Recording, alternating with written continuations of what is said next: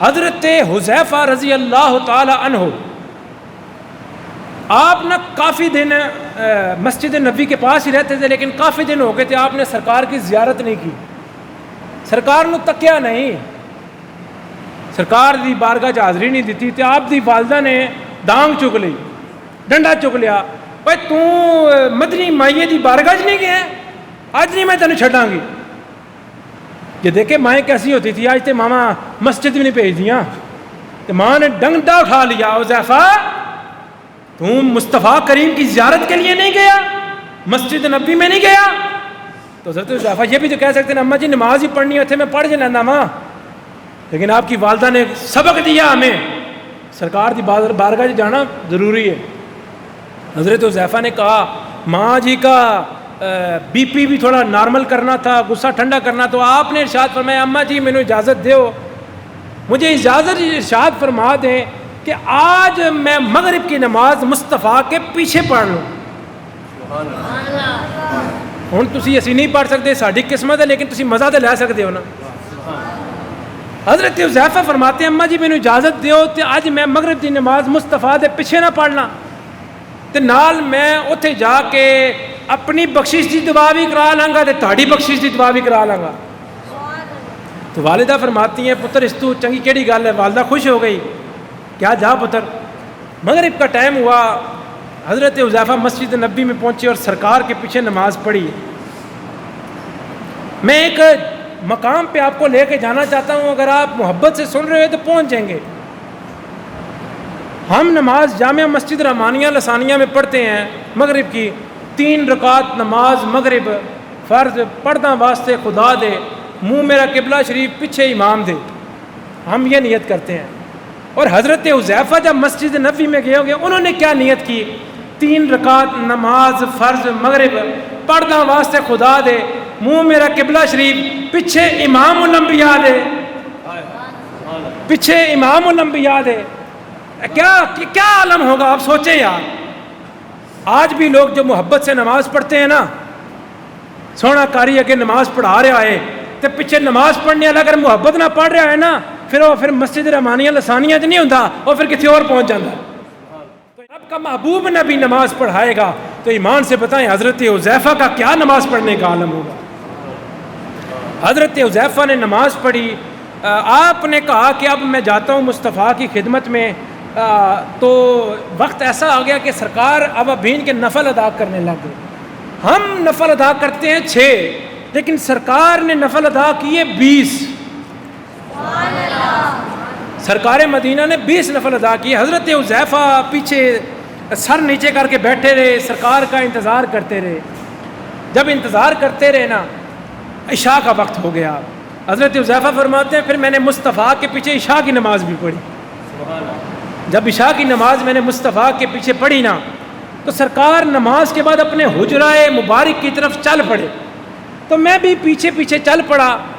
میرے میں اتنی جرت تو ہو نہیں رہی تھی، کیونکہ اتنے دن میں غیر حاضر تھا کہ مصطفیٰ کے آگے جاؤں اور السلام علیکم یا رسول اللہ صلی اللہ علیہ وسلم، جرت نہیں ہو رہی تھی، غیر حاضری جو تھی۔ حضرت حذیفہ کہتے ہیں میں چل رہا تھا، سرکار نے پوچھا من ہوا حذیفہ؟ سرکار نے پوچھا کون ہے بھائی؟ حذیفہ۔ بھائی ہون تے من جو جڑے کہندے دیوار کے پیچھے کا علم نہیں، سرکار آگے چل رہے ہیں، پیچھے حضرت حذیفہ آ رہے ہیں، سرکار ویکھیا نہیں، تکیا نہیں۔ اور یہ مسئلہ بھی سماعت فرما لیں، پہلی بات ہے کوئی شخص جا رہا ہو تو پیچھے سے آواز دینی نہیں چاہیے، اگر کوئی آواز دے تو پیچھے مڑ کے دیکھنا نہیں چاہیے، یہ مسئلہ ہے۔ کہ پیچھے جب آ رہے تھے نا حضرت حذیفہ، سرکار نے پیچھے دیکھا نہیں، سرکار کو قدموں کی آہٹ محسوس ہوئی، سرکار نے کہا من ہوا حذیفہ؟ کون آ رہا ہے؟ حذیفہ ہے؟ حذیفہ آ رہے ہیں؟ تو انہوں نے کہا لبیک یا رسول اللہ میں ہی ہوں۔ سرکار نے کہا اتنے دن کتنے غائب رہے ہیں؟ یہ ترمذی کی حدیث میں پڑھ رہا ہوں آپ کے سامنے، یا پڑھیے گا اور مطالعہ کیا کریں حدیث کا۔ حذیفہ اتنے دن کتنے غائب رہے ہیں یار، تو آیا نہیں؟ تے چلو آ تے جا یار، تینوں بھی بخشتا اللہ نے، تیری ماں نے بھی بخشتا، اللہ نے تینوں بھی بخشتا، تیری ماں نے بھی بخشتا۔ جب یہ سرکار نے کہہ دیا نا، حضرت حذیفہ خوش ہوئے۔ پھر سرکار نے جو پوچھا غور اس بات پہ کرنا ہے، سرکار نے پوچھا حذیفہ کس کام کے لیے آئے تھے؟ یہی مسئلہ تھا نا کہ والدہ کے لیے بھی بخشش کی دعا چاہتے تھے، اپنی بخشش بھی چاہتے تھے. رب تعالیٰ کے حبیب نے کہا حذیفہ جا تجھے بھی بخشا, تیری ماں کو بھی بخشا. پھر سرکار نے پوچھا اوے آیا کیوں تھا؟ تو حضرت حذیفہ نے کہا یا رسول اللہ آپ سے جو مانگنا تھا آپ نے بن مانگے ہی عطا کر دیا. سرکار کا در ہے در شاہ تو نہیں, جو مانگ لیا اور بھی کچھ مانگ. سرکار کا در ہے, سرکار نے کیا ہے مانگ لیا اور کچھ. حضرت حذیفہ مسکرائے. اب اس حدیث کو بیان کرنے کا جو میرا مقصد تھا وہ اب شروع ہوئی ہے, توجہ کریے گا. سرکار نے فرمایا حذیفہ ان ھذا الملک, حذیفہ فرشتہ نظر آ رہے ہے, فرشتہ ہے نظر آ رہے ہے حذیفہ؟ تو حضرت حذیفہ نے کہا یا رسول اللہ نظر تو نہیں آ رہا لیکن میں مانتا ہوں فرشتہ ہے. نظر نہیں آ رہا لیکن میں مانتا ہوں یا رسول اللہ فرشتہ ہے. سرکار نے کہا جب دیکھا نہیں تو مانتا کیسے ہے؟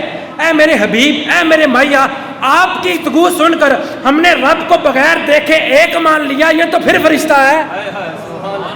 اسی تے رب نو مان لیا ہے تو پھر فرشتہ ہے. تو حضرت حذیفہ مسکرائے, سرکار بھی مسکرائے. حذیفہ ایک بات بتاؤں, یہ جو فرشتہ ہے نا, یہ جو میرے پاس آیا کھڑا ہے, یہ زمین پر نا پہلی دفعہ آیا ہے. یہ فرشتہ زمین پر پہلے کبھی نہیں آیا, پہلی دفعہ آیا ہے. اس بات کو اگر آپ سوچیں تو میرے مصطفیٰ کو یہ بھی پتہ ہے کہ فرشتوں کی تعداد کتنی ہے, اور میرے مصطفیٰ کو یہ بھی پتہ ہے کہ کون کون سا فرشتہ زمین پر آیا ہے کون نہیں آیا. تو آپ ایمان سے بتائیں, جب لاکھوں اربوں فرشتوں کی تعداد کا مصطفیٰ کو پتہ ہے, ہم غلاموں کا نہیں پتہ ہو سکتا؟ میرے پیارے حذیفہ, یہ جو فرشتہ ہے نا یہ زمین پر پہلے کبھی نہیں آیا, پہلی دفعہ ہی آیا ہے. تو حضرت حذیفہ نے عرض کی یا رسول اللہ صلی اللہ علیہ وسلم آیا کیوں ہے, خیریت سے آیا ہے؟ تو سرکار نے کہا ہاں جی خیریت سے ہی آیا ہے. یا رسول اللہ کہتا کیا ہے؟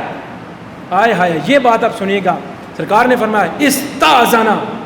سرکار فرماتے ہیں جب میں معراج پر گیا تھا نا تو میں براق پر سفر کر رہا تھا, میں ایک مقام سے گزرا تھا تو یہ ایک سائڈ پر کھڑا تھا ہاتھ باندھ کر.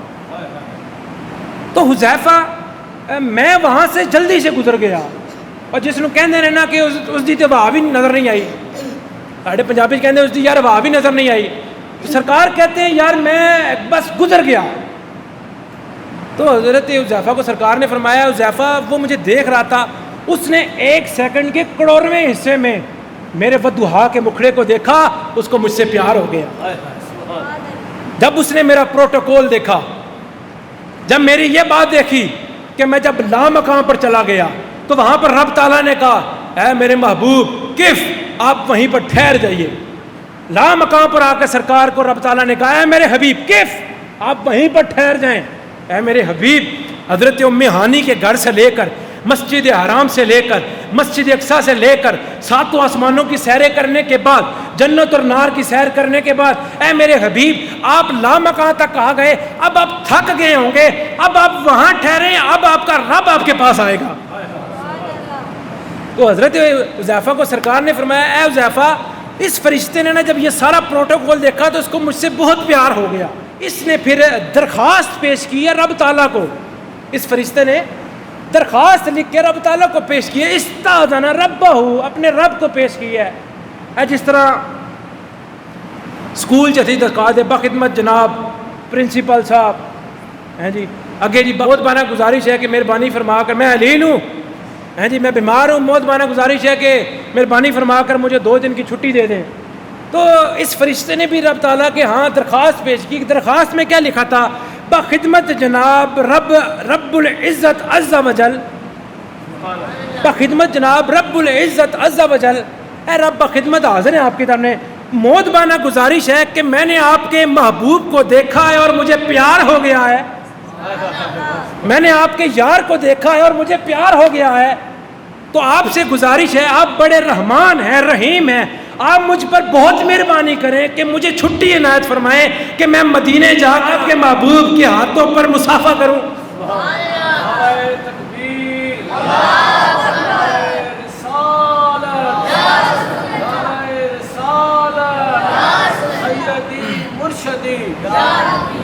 حذیفہ یہ رب تعالیٰ کے پاس درخواست لے کے گیا, رب تعالیٰ نے درخواست دیکھی, رب تعالیٰ نے کہا چھٹی, کھلی چھٹی. سرکار کہتے ہیں اس فرشتے کو رب نے کہا جاؤ بھائی ملاقات کر لو، لیکن ایک کام کرو، جا رہے ہو تو تمہاری مجھے ادا بڑی پسند آئی ہے تو ایک میرا پیغام بھی لیتے جاؤ۔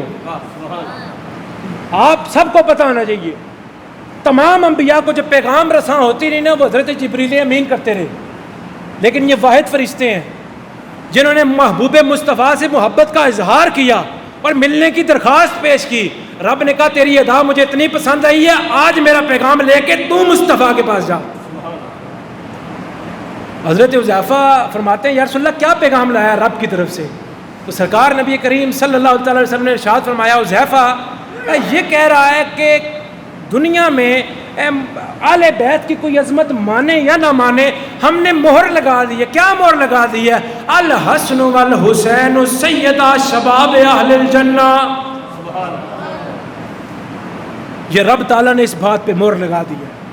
فرشتہ گل کہہ رہے ہیں کہ رب نے کہا ہے کہ حضرت امام حسن اور حضرت امام حسین جنتی نوجوانوں کے سردار ہیں۔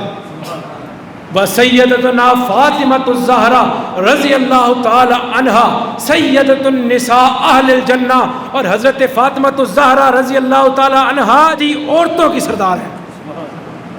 یہ اعلان تعالیٰ نے ارشاد فرمایا کہ اے میرے محبوب کی آل بیت سے پیار کرنے والوں سن لو، محبوب کی آل بیت سے پیار کرنا اس جہان کے لیے بھی ضروری ہے اور اگلے جہان کے لیے بھی ضروری ہے۔ کم از کم اتنی محبت آل بیت سے کر کے جاؤ کہ قیامت کا دن ہو تو آل بیت والے کہیں کہ ہاں جی یہ تو ہمارے ہی ہیں۔ اگر کسی کے گھر میں چور آ جائیں تو وہ چور آ کے اس کی زنانی کا اور اس کی بیٹی کا دوپٹہ اتار دیں، کانٹے کھینچ کے کان اس کے پھاڑ دیں، ایمان سے بتائے غیرت مند ہوگا تو باہر آ کے بتائے گا کہ میری زنانی کا دوپٹہ لاتا۔ جب اپنی بیوی کا نہیں بتا سکتے نا تو کربلا والی سید زادیوں کا بھی بات نہ کیا کرو۔ وہ پاک بیویاں ہیں بے اجازت جن کے گھر جبریل بھی آتے نہیں، قدر والے جانتے ہیں قدر و شان آل بیت۔ اور بے ادب گستاخ فرقے کو بتا دو اے حسن تو کہا کرتے ہیں سنی داستان اہل بیت۔